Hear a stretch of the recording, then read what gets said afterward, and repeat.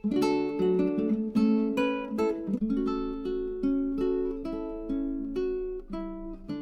kami mengucap syukur Tuhan buat siang hari ini. Engkau yang mengumpulkan kami di tempat ini ya Tuhan. Dan Engkau juga Bapa yang terus memberkati kami. Di sela-sela waktu kerja kami mau memberikan waktu bagi Tuhan. Hanya satu kerinduan kami Tuhan, supaya iman kami terus bertumbuh di dalam Engkau. Bahwa kami terus disempurnakan di dalam Engkau, mengenal jalan-jalan-Mu ya Tuhan. Supaya hidup kami senantiasa ada dalam perkenanan Tuhan. Berkati setiap kami yang hadir, berkati hamba-Mu yang tidak ada apa-apanya. Urapi Tuhan dan nyatakan firman-Mu bagi setiap kami. Kami buka hati bagi firman Tuhan. Hanya di dalam satu nama Tuhan kami Yesus Kristus kami berdoa dan bersyukur. Yang percaya Tuhan tengah kita memberkati kita, katakan bersama. Amin. Amin. Silakan duduk Bapak Ibu yang terkasih. Shalom. Bagaimana kabarnya setelah liburan? Haleluya. Yang pasti damai sejahteranya bertambah, sukacitanya bertambah, amin. Dan berat badan pun bertambah. Yes. Ya, tapi puji Tuhan tetap sehat ya. Kita buka Roma 5, kita baca secara bergantian. Saya baca ayat 1, saudara 2 dan seterusnya ya. Judul perikopnya adalah hasil pembenaran. Ayat yang pertama, sebab itu kita yang telah dibenarkan karena iman, kita hidup dalam damai sejahtera dengan oleh karena Tuhan kita Yesus Kristus. Ayat 2, silakan saudara baca. Oleh Dia kita juga beroleh jalan masuk oleh iman kepada kasih karunia ini. Di dalam kasih karunia ini kita berdiri dan kita bermegah dalam pengharapan akan menerima kemuliaan Allah. Dan bukan hanya itu saja, kita malah bermegah juga dalam kesengsaraan kita, karena kita tahu bahwa kesengsaraan itu menimbulkan ketekunan. 4. Dan benar menantikan karena kasih dan tak rugi menimbulkan pengharapan. Dan pengharapan tidak mengecewakan, karena kasih Allah telah dicurahkan dalam hati kita oleh Roh Kudus-Nya yang telah dikaruniakan kepada kita. 6. Karena waktu kita masih lemah, Kristus telah mati untuk kita, orang-orang durhaka, pada waktu yang berbeda pada Allah. Sebab tidak mudah seorang mau mati untuk orang benar, tetapi mungkin untuk orang yang baik ada orang yang berani mati. 8. Tetapi akan menunjukkan kasih-Nya kepada kita oleh karena Kristus telah mati untuk kita ketika kita masih berdosa. Lebih-lebih lagi sekarang ya, karena kita sekarang telah dibenarkan oleh darah-Nya, kita pasti akan diselamatkan dari murka Allah. 10. Sebab kalau kita akan seru dan dengan Allah oleh kematian anaknya, lebih-lebih kita yang sekarang telah diperdamaikan pasti akan diselamatkan oleh Dia. Baca sama-sama ayat 11. Dan bukan hanya itu saja, kita dalam Allah oleh Yesus Kristus Tuhan kita, sebab oleh Dia kita sendiri menerima pendamaian itu. Saudara, hasil pembenaran ya, karena saya percaya kita semua sudah dibenarkan. Siapa yang percaya sudah dibenarkan dalam Kristus? Ya, kalau kita semua sudah percaya berarti ada hasilnya dalam hidup kita. Yang pertama itu hasilnya apa? Sebab itu kita yang dibenarkan karena iman, kita hidup dalam damai sejahtera dengan Allah oleh ya karena Tuhan kita Yesus Kristus. Yang pertama, orang yang sudah dibenarkan oleh Tuhan itu yang pertama kita hidup dalam damai sejahtera dengan Allah ya. Berapa banyak di sini yang merasa hubungannya dengan Tuhan itu luar biasa. Lo jujur lo saudara ya, karena ada banyak orang itu merasa ternyata saya udah Kristen puluhan tahun Bu, tapi ya ternyata saya merasa kok saya sama Tuhan itu jauh ya, bahkan kalau baca Alkitab nggak pernah ngerti. Saudara di sini ngerti semua ya? Kalau baca Alkitab ngerti nggak? Insya Allah. Ya, lo bener ini saya tanya ya, kita semua hubungannya sama Tuhan gimana nih? Kenapa saudara? Karena semua hubungan di dunia ini sangat tergantung, yang terpenting itu hubungan kita dengan Tuhan dulu. Kalau hubungan kita dengan Tuhan itu diperdamaikan, sudah berdamai, maka dengan suami juga, dengan istri juga, dengan teman juga, dengan semua orang. Kalau ada orang itu pembikin ricuh, di mana ada dia, di situ ada pertengkaran. Ini berarti orangnya ini something nih. Ya sama Tuhan pasti hubungannya nggak beres.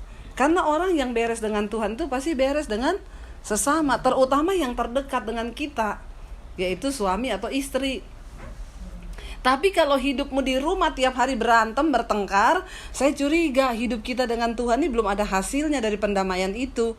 Kenapa? Karena Alkitab berkata, orang yang sudah diperdamaikan dengan Tuhan, dia hidup dalam damai sejahtera dengan Allah. Hubungan kita diperbaharui. Kenapa saudara? Karena sesuatu yang paling mengerikan dalam hidup manusia ketika hubungan kita dengan Tuhan rusak. Waktu hubungan kita dengan Tuhan rusak, itu semua hubungan juga akan rusak. Bener nggak? Kita makanya kadang lihat itu orang benar-benar ya, kalau ada dia itu rasanya ya, ada orang-orang pembawa roh kuda merah. Ya, apa itu roh kuda merah? Pencabut damai sejahtera. Kalau ada dia rasanya nggak damai gitu ya. Jadi ada orang-orang yang karena hubungannya sama Tuhan rusak ya, makanya suaminya aja lihat mukanya nggak mau. Ya, istrinya aja lihat mukanya nggak mau. Ada tipe-tipe orang begini. Semoga itu bukan kita loh. Kita ini kehadirannya di rumah masih diharapkan nggak? Ya, atau sudah tidak diharapkan ya. Saya masih bersyukur sih kalau saya pelayanan keluar kota 3 hari, suami saya bilang, "Say, cepet pulang." Kenapa? Aku udah mau gila loh. Masalah buat lo. Ya, ditinggal 3 hari saya udah kayak mau gila, nggak ada kamu di samping saya. Iya. Ya, jangan sampai saya pelayanan 3 hari, suami saya bilang, "Kok udah mau pulang?" Nah, itu. Ya, yang lama lah di sana, itu bahaya saudara, berarti hidup kita nggak berdampak. Amin. Lo bener lo ya. Yang pertama, hasil yang pertama ketika kita diperdamaikan dengan Tuhan, hubungan kita sama Tuhan itu beres. Kita hidup dalam damai sejahtera. Dan kita ngerti kehendak Tuhan itu apa dalam hidup kita. Karena ada banyak orang Kristen yang ikut Tuhan tapi gak ngerti. Ada banyak yang tanya, "Bu, bagaimana sih cara saya bisa mengerti kehendak Tuhan, Bu? Bagaimana sih cara saya bisa mendengar suara Tuhan? Bagaimana cara supaya saya bisa mengalami tuntunan Tuhan?" Saudara, Roh Kudus itu dikirim sebagai roh penolong buat kita. Dia mengingatkan semua hal yang kita terima dari Tuhan. Terutama apa? Waktu kita membaca firman, kalau hati kita penuh firman, pikiran kita penuh firman, Roh Kudus gampang mengarahkan kita. Tapi ada orang-orang yang datang bertanya, "Bu, gimana sih? Saya ini kan mau cari jodoh nih, Bu. Jadi saya pengen tahu kehendak Tuhan tuh apa. Cuma karena mau cari jodoh, pengen tahu kehendak Tuhan." Gak bisa. Lalu dia tanya sama saya ini lagi kenal cowok, "Ibu bisa gak ketemu sama cowok saya?" "Kenapa?" "Ntar ibu lihat ya, dia dari Tuhan atau bukan." Ya, saya bilang, "Kamu kira kita dukun?" Ya, tidak ada satu orang pun yang bisa kasih tahu kepada kita rencana Tuhan yang terbaik itu apa selain diri kita dengan hubungan pribadi kita sama Tuhan. Benar nggak? Roh Kudus itu menuntun dengan apa? Firman yang kita baca. Karena Roh Kudus tidak mengingatkan drama Korea. Ya, jadi semakin banyak firman yang kita baca, semakin banyak pula tuntunan Tuhan lewat apa? Firman. Misalnya orang mau cari jodoh, dia baca Alkitab. Jangan menjadi pasangan yang tidak seimbang dan orang tidak percaya. Saya melihat di sini kan masih banyak yang jomblo. Lebih baik tidak menikah daripada salah menikah. Bener nggak ya? Salah masak nasi nyesalnya 1 hari. Salah pilih jodoh menyesal seumur hidup. Jadi lebih baik lama berdoa. Ya, yang belum menikah sini angkat tangan. Dari musim durian sampai musim rambutan. Belum juga aku temukan ya. Tapi jangan putus asa ya, jangan stres gitu ya. Lebih baik telat menikah tapi dapat yang terbaik daripada cepat-cepat menikah tapi dapat yang salah. Yang baju merah udah nikah? Oh sudah ya? Kapan? Oh saya pikir masih bujangan ya. Mukanya sih imut-imut ya. Tapi ternyata sudah. Ya. Jadi saudara, yang pertama hasil dari pembenaran adalah ketika kita dibenarkan oleh Tuhan, maka hubungan kita dengan Tuhan beres. Ya, itu yang nomor 1. Kalau hubungan kita dengan Tuhan beres, enak hidup ini.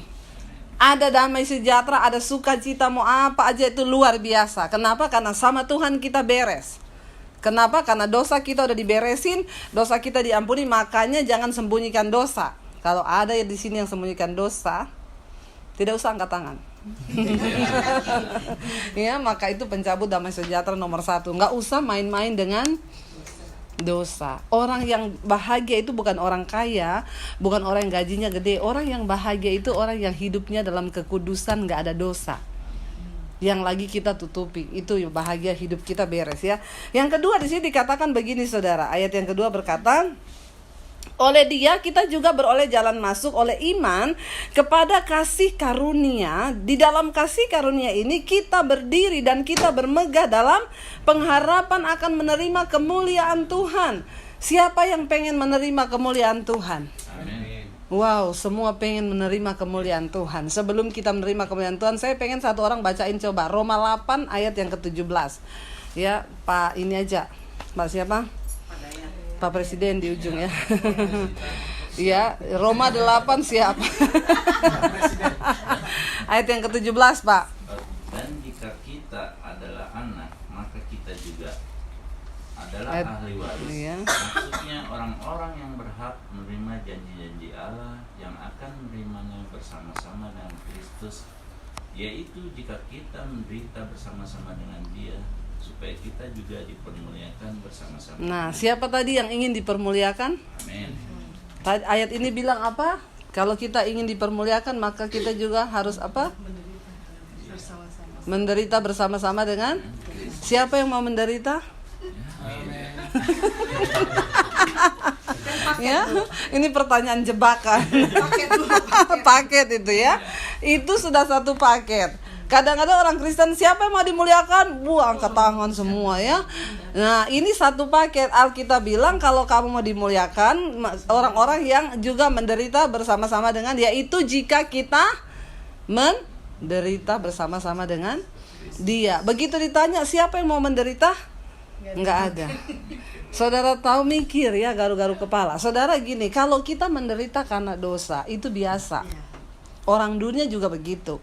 Lu bikin dosa, ya lu menderita. Orang semua bilang syukur, emang itu pantas. Menderita bersama dengan Kristus apa? Kita benar, tapi kita disalahkan. Kita benar pada posisi yang benar, tapi penderitaan itu datang. Itulah menderita bersama dengan Kristus. Lebih gak enak lagi gak? Udah benar, tapi dianggap salah. Capcay gak? Ya, bener nggak ya, menderita? Iya, nggak enak. Tetapi itulah artinya menderita bersama dengan Kristus. Makanya ada ayat yang tadi di atas kita baca gini. Waktu kita masih berdosa, Yesus mati buat kita. Kenapa? Karena tidak ada orang yang mau mati untuk orang benar. Bener nggak saudara? Orang benar kok orang mau mati? Ya, nggak ada. Ya. Tapi untuk orang baik ada yang mau mati. Kenapa? Karena manusia itu ya lu menguntungkan saya nggak? Kalau lu baik sama saya, ya saya mau mati buat lu. Tapi kalau lu cuma bener, ngapain juga saya mati? Orang hidupmu juga nggak berdampak apa-apa buat saya, bener nggak? Saya ingat cerita, saya kasih saudara gambaran ya, untuk orang baik banyak yang mau mati. Dulu papi saya itu dia tangani perusahaan-perusahaan kayu di Sulawesi saudara ya, karena dia kerjanya di Sah Bandar yang ngurus kapal masuk keluar angkat kayu. Lalu ada pengusaha dari Jakarta itu datang. Pengusaha ini baik sekali saudara ya, kerja sama papi saya ya, pokoknya baik lah, orangnya terkenal baik, sama pegawai baik, sama papi saya baik. Pokoknya kalau dia datang tuh oleh-oleh apa semua adalah. Satu kali dia tuh pergi ke luar kota mau meninjau kebun kayu. Lalu di luar kota itu kan sepi gitu ya. Dia bilang sama sopirnya gini, "Pak, biar nggak ngantuk saya nyetir deh. Bapak duduk di samping saya." Dia nyetir saudara, karena di Sulawesi itu jalannya sepi, dia lari kenceng gitu, aspalnya juga mulus. Begitu dia setir kenceng, ada anak kecil nyebrang jalan. Baru pulang sekolah ditabrak, meninggal di tempat. Waktu meninggal di tempat, dilihat gitu, sopirnya langsung ambil alih. Sopirnya duduk di kemudi. Dia bilang ini, "Pak, kalau orang kampung datang bilang saya yang nabrak. Bapak duduk manis aja di samping." Kenapa? Karena dia orang baik. Jadi ada yang mau memberikan nyawa buat dia karena dia baik. Benar nggak saudara? Ya. Tapi Alkitab berkata Yesus mati bagi kita waktu kita berdosa. Semua kesalahan, derita, aniaya, bahkan kutuk ditimpakan atas Yesus, padahal Yesus tidak berdosa. Nah, menderita bersama-sama dengan Kristus itu artinya apa saudara? Ketika kita ini nggak salah tapi disalahkan. Puji Tuhan, haleluya nggak? 12 kali. Ya, tapi biasanya kita beresponnya gimana? Enak aja, saya ndak salah. Kok disalahkan? Saya harus protes nih. Demo. Ya. Berhentilah saudara. Kalau kita ini menyadari bahwa kita ini sudah ditebus oleh darah Yesus, kalau engkau mau dimuliakan, maka engkau harus siap menderita bersama dengan Kristus. Kalau mau dimuliakan ya harus mau menderita. Yang belum menderita angkat tangan. Saya doakan supaya supaya bisa Lo bener nggak saudara? Ya kan tidak ada kemuliaan kalau tanpa salib. Bener nggak ya? Kita ini kan orang bilang kata gini, lo menderita bersama Kristus itu artinya apa? Berarti saya harus disalibkan? Iya. Disalibkan di tiang, digantung? Enggak. Apa yang harus kita salibkan? Kedagingan kita. Kita difitnah, tetap harus bilang terima kasih Tuhan, aku berkati dia. Walaupun berat, tapi kita harus belajar untuk memberkati. Melatih menyalibkan kedagingan kita ini tidak gampang. Ada banyak orang berani mati untuk Kristus, tapi hanya sedikit yang berani hidup bagi Kristus. Hidup bagi Kristus itu tidak gampang. Kenapa? Kita harus menyalibkan daging. Pengen marah sama istri, nggak boleh. Pengen marah sama suami, nggak boleh. Pengen marah sama teman kerja, nggak boleh. Itu orang, saya bingung ya. Saya datang ke kantor, kok tiap hari dia bikin saya begini. Saya bilang itu artinya kamu mau dibentuk sama dia. Kemarin ada satu orang ibu telepon saya, Bu, sekarang saya merawat mama saya. Dan mama saya ini merampas damai sejahtera saya. Saya benci Bu sama mama saya. Semua kakak-kakak saya udah angkat tangan. Makanya mereka taruh mama di rumah saya. Saya bilang, wow Bu, itu berkat yang luar biasa. Berkat apa Bu? Mama saya tuh cerewetnya minta ampun, udah dibikin baik, gak ngerti. Loh kalau ibu mengerti itu berkat, artinya apa Bu? Ibu kan yang dibentuk karakternya. Mereka semua melempar tanggung jawab memberikan ke ibu. Tapi kalau ibu berhasil melewati proses ini, ibu bersyukur. Dia bilang, ini saya udah benci banget Bu, saya udah mau nangis Bu. Ini aja saya telepon ibu, saya juga nangis Bu. Saya bilang ibu harus menang. Kalahkan kedagingan ibu, berusaha memberkati mama ibu. Kenapa? Dia orang tua. Loh Tuhan kasih kita kesempatan merawat orang tua itu enggak gampang saudara. Bener enggak? Ya bersyukur. Kenapa? Berkat itu untuk kita. Kalau semua orang nggak mau menghadapi orang tua, males saya, udah kamu di sana aja. Kita semua, dan kita nggak pernah diproses Tuhan loh. Nah, saya berdoa kita semua menyadari proses ini saudara, supaya hidup kita ke depan semakin luar biasa dibentuk Tuhan. Amin.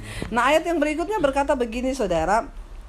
Ayat yang ketiga ya, di sana dikatakan, dan bukan hanya itu saja, kita malah bermegah juga dalam bukan hanya kita ini dikasih penderitaan lalu kita terima, enggak. Alkitab berkata kita bermegah dalam kesengsaraan, karena kita tahu. Kenapa kita bermegah dalam kesengsaraan? Karena kita tahu bahwa kesengsaraan itu menimbulkan ketekunan. Ternyata Tuhan itu mengizinkan kita ini ditekan, mengalami persoalan ya, supaya kita ini punya ketekunan. Dan ketekunan itu menimbulkan apa? Tahan uji. Tahan uji saudara ya. Tahan uji itu kenapa dikatakan tahan uji? Karena sudah mengalami berbagai ujian ya, makanya dia menjadi yang tahan uji. Emas itu dimurnikan ya, semakin dibakar dia semakin murni, makin panas dia makin mengeluarkan kemurniannya. Makanya Alkitab berkata jadilah seperti emas ya, semakin dibakar semakin yang murni itu keluar. Kita mau nggak? Ya, saudara itu kayaknya melihat saya dengan ini ngomong apa sih? Ya, apa nggak cukup sih kita ini dengan penderitaan dan tekanan masih diomongin kayak gini? Loh saudara, ini firman Tuhan loh yang ngajarkan. Ya, tolong jangan menatap saya dengan wajah yang aneh. Ya, karena ini pengajaran sampai pada kekekalan. Amin. Jangan cuma punya iman yang sampai di situ aja. Kita harus belajar melakukan firman Tuhan. Saya bersyukur hari-hari ini saudara, saya ini jadi gembala online. Jemaat saya yang belum subscribe channel YouTube saya, tolong segera subscribe ya, Debbie Basjir TV. Setiap hari ratusan yang masuk itu WA ke HP saya, inbox ke channel YouTube saya. Saya bersyukur ya, saya itu sekarang bisa melayani orang, saya bisa tahu karakter orang, saya bisa melihat ada banyak. Kadang jam 3 pagi saudara, saya sambil telepon nangis, dan dia telepon saya, ibu saya lagi nonton khotbah ibu di YouTube, saya di zaman Tuhan, ibu tolong doain saya. Hampir setiap hari saya mendoakan orang-orang. Tapi saya bersyukur, saya kasih nomor teleponnya. Ada yang di YouTube, Bu bisa minta nomor telepon Bu Debbie nggak, saya mau konseling. Boleh, saya kasih. Nanti ada yang WA, ini benar Bu Debbie asli? Kalau kita ini tiap hari konseling orang-orang begitu, kita kan jadi tahu Kasihan ya orang itu kalau ditinggal suaminya selingkuh. Kasihan ya suami. Kemarin ada bapak-bapak telepon saya, ibu, saya ketahuan selingkuh sama istri saya, bu. Kenapa Tuhan bongkar dengan cara begini? Saya bilang, makanya bapak juga, saya udah dengar khotbahnya Bu Debbie itu dari dulu sebenarnya di YouTube, yang waktu itu ibu bilang itu loh, keterbukaan awal dari ketahuan. Tapi saya nggak tobat-tobat, Bu. Tapi di hati itu saya waktu dengar khotbah ibu tuh udah ada Roh Kudus yang ngomong saya harus tinggalkan apa perbuatan saya ini. Ibu, saya nggak mampu. Di saat saya lagi berdoa, Tuhan saya mau lepas dari perselingkuhan saya, malah ketahuan istri, Bu. Kenapa Tuhan bikin begini? Itu bukan Tuhan yang bikin, itu setan yang bikin. Lu pikir ada dosa yang setan nggak akan buka? Lu bener nggak? Jangan mau ditipu sama setan. Setan itu suruh kamu selingkuh, dia bilang tenang, nanti bisa terjaga. Begitu dia tahu kamu udah mau tobat, ya dia buka lah. Karena tujuan setan supaya rumah tanggamu hancur, berkeping-keping, bener nggak? Tapi saya bilang nggak apa-apa, hadapi ini semua. Minta maaf, dia telepon saya sambil nangis, bapak-bapak. Kenapa saudara? Saya beri nomor HP saya. Karena kasihan di luar sana itu ada banyak orang yang tidak tergembalakan. Jadi ya sudahlah, saya yang Tuhan panggil untuk menjadi gembala online. Nggak apa-apa, memang sih nggak dapat perpuluhan. Tapi upah saya di sorga, amin. Bener, saya bekerja untuk kerajaan Allah. Saya melihat kepentingan jemaat tuh, kasihan hari-hari ini ada banyak orang Kristen hidupnya penuh tekanan masalah. Kemarin ada ibu, saya udah mau bunuh diri, bu, saya udah nggak sanggup. Jangan bunuh diri lah dulu. Kamu berharap sama Tuhan setiap hari. Tapi saya bersyukur, saudara, di sini kita melihat ya bahwa saya melihat ada banyak orang Kristen yang masih belum mengerti banyak kebenaran firman Tuhan. Ya, jangan salahin Tuhan atas setiap persoalan hidup kita. Tuhan bilang, kenapa juga kita ini dilatih, dihadapkan kepada banyak masalah supaya kita berhenti. Makanya kalau hari ini ada yang saudara yang masih menyembunyikan dosa, hubungi nomor telepon saya di bawah ini. Ya, jangan biarkan hidupmu diperbudak oleh iblis. Keluar dari semua itu dan kita mau masuk dalam pembentukan Tuhan. Di sini dikatakan supaya engkau menjadi orang yang tahan uji, ya. Lalu di sana dikatakan, ya, dan ketika kita sudah tahan uji, ayat yang keempat, dan ketekunan menimbulkan tahan uji, dan tahan uji menimbulkan pengharapan. Setelah engkau diuji, ada pengharapan yang Tuhan berikan buat kita. Pengharapan itu apa? Di sana dikatakan, dan pengharapan tidak mengecewakan. Karena apa? Kasih Allah telah dicurahkan dalam hati kita oleh Roh Kudus yang telah dikaruniakan kepada kita. Saudara, ketika orang menerima Roh Kudus, ada yang banyak tanya kemarin, Bu, hari Pentakosta itu kan hari pencurahan Roh Kudus, ya. Apakah orang yang dipenuhi Roh Kudus itu orang yang berbahasa roh yang masuk surga? Ya, kita di sini dari berbagai denominasi gereja, ada yang berbahasa roh, ada yang tidak. Yang berbahasa roh, jangan menuduh yang lain itu kamu sesat karena tidak berbahasa roh. Yang tidak berbahasa roh, jangan juga menuduh, menghakimi yang berbahasa roh itu sesat. Bahasa roh itu karunia. Tapi apakah yang berbahasa roh yang masuk surga? Enggak. Karena ada banyak orang bahasa roh pintar di gereja, tapi waktu di rumah berantem suami istri, kebun binatang keluar. Coba kalau itu bahasa roh dipakai waktu berantem suami istri, nah itu cocok itu, saudara, ya. Maka setannya lari. Lalu apa sih pengertian dipenuhi Roh Kudus? Hidup kita harus dipimpin oleh roh. Karena firman Tuhan berkata begini, orang yang hidup menurut daging tidak mungkin berkenan kepada Tuhan. Walaupun engkau pendeta, walaupun engkau orang Kristen puluhan tahun, kalau engkau hidupmu dipimpin oleh daging, maka hidupmu tidak berkenan kepada Tuhan. Benar nggak, saudara? Apa itu daging? Amarah, kebencian, dendam, persinahan, percabulan, ya, pertikaian, roh pemecah belah, iri hati, kebencian, dendam.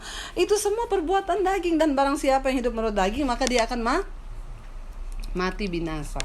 Tetapi jika oleh roh engkau matikan perbuatan dagingmu, kamu akan hidup. Saudara, jangan apa-apa salahin setan. Amin. Karena daging kita ini tidak ada hubungannya sama setan. Kenajisan, percabulan tuh gak ada hubungannya sama setan. Makanya kalau jatuh dalam persinahan, ini Bapak, kenapa Bapak jatuh lagi? Bapak kan udah tahu Tuhan, Bapak udah kenal firman, udah punya istri. Kenapa Pak? Gara-gara setan, Bu. Ya, kasihan setan. Bener gak? Setan yang lihat saudara ngomong, sialan banget ya, enak di lu, sial di gua. Ya, daging kita ini tidak ada hubungannya sama setan. Ya, percabulan, kenajisan, iri hati, kebencian, dendam itu daging. Makanya Rasul Paulus bilang, aku berusaha melatih dagingku ini dan menguasainya seluruhnya, supaya jangan setelah aku memberitakan Injil aku ditolak karena daging. Hati-hati ya saudara. Jadi hati-hati, yang kau baca aja nanti di rumah, Galatia 5 19-21, itu semua keinginan daging ya. Tetapi orang yang mau dibentuk Tuhan, biar kita hidup dalam damai sejahtera dengan Tuhan, pengharapan tidak mengecewakan. Di sini dikatakan kenapa? Karena Roh Kudusnya telah dicurahkan ya, dikaruniakan kepada kita. Waktu kita masih berdosa saja, Kristus mau mati untuk kita, apalagi setelah kita diperdamaikan dengan Dia. Saya percaya kita semua orang sudah diperdamaikan, biar nanti kita ketemu nanti di sorga ya, suatu saat nanti, biar semua anggota yang ikut ini tidak ada satupun yang tertinggal. Amin. Kita nanti di sana ya mengucap syukur, beribadah kepada Tuhan. Sudahlah saudara, arahkan hidupmu fokus pada panggilan Tuhan. Amin. Karena dunia ini sedang lenyap dengan segala keinginannya. Saudara lihat nih panasnya begini. Ini AC dulu nggak panas ini kayaknya. Tapi memang udara di luar tuh tambah panas. Ya bener, kenapa? Ya memang. Apalagi ini China udah bikin matahari KW. Bukan cuma sepatu, tas yang di KW. Sama China matahari pun di KW saudara. Bener nggak? Ya mereka bilang mau orbit sekitar 2-3 tahun ke depan. Itu panasnya 6 kali lipatnya matahari asli. Dan itu katanya ya beberapa besarnya tenaga nuklir yang mereka kumpulkan. Coba kalau itu terjadi human error, bener nggak? Memang itu yang mempercepat kiamat dunia. Bahkan dikatakan kalau mereka orbitkan, itu ada banyak partikel-partikel di udara itu yang saya baca itu, aduh ngeri juga loh saudara ya. Jadi ya kita lihat saja apa yang terjadi ke depan. Kita sudah lihat perang ya. Tapi kita melihat saudara ini terjadi perang ekonomi, perang dagang. Kita berdoa ya hari-hari ini supaya kita lihat tanda. Saudara, dulu kita pasang chip nggak mungkin lah, masih lama lah. Indonesia juga saya bilang gimana mau cashless, nggak bisa lah, Indonesia belum cukup ya, belum sampai ke sana. Sekarang terjadi loh saudara. Warung dekat rumah saya, warung kecil yang beli rokok, tukang ojek bayarnya pakai apa? OVO, ting ting, bener nggak? Ya, orang makan di warteg dekat sekolahan anak saya, yang makan cuma 5.000, 7.000, bayar pakai OVO, pakai Dana.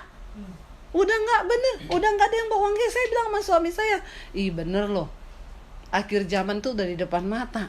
Tinggal sebentar lagi kita nanti dipanggil ke kelurahan. Kenapa? Ganti KTP dalam bentuk apa? Chip. Ya, dan saudara nggak bisa gini, saya nggak mau pasang. Enggak, kitab Wahyu bilang antikris akan memaksa semua orang, besar kecil, tua muda, miskin kaya, harus pakai tanda itu.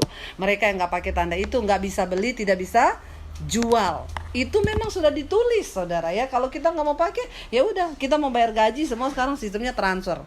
Yang nggak ada chip, yang nggak bisa pakai rekening, gimana caranya? Yuk kita hari-hari ini semakin dekatkan diri dengan Tuhan. Amin.